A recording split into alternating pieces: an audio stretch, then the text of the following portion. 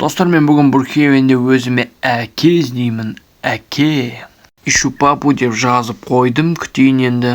Мәссаған, мынаны қараңдар. Мынау точно папама бегемот па или?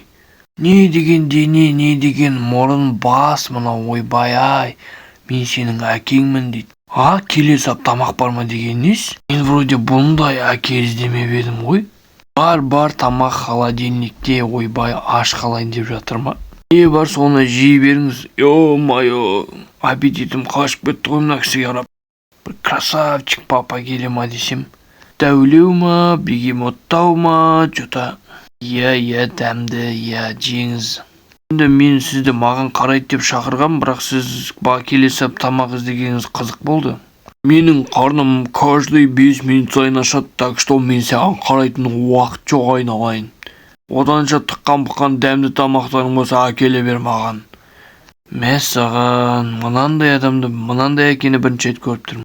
Қой, қарным тойған сияқты, барып ұйықтайын енді мен. Мынандай әкеден тезірек қашуым керек, пока мені жеп қоймай тұрғанында.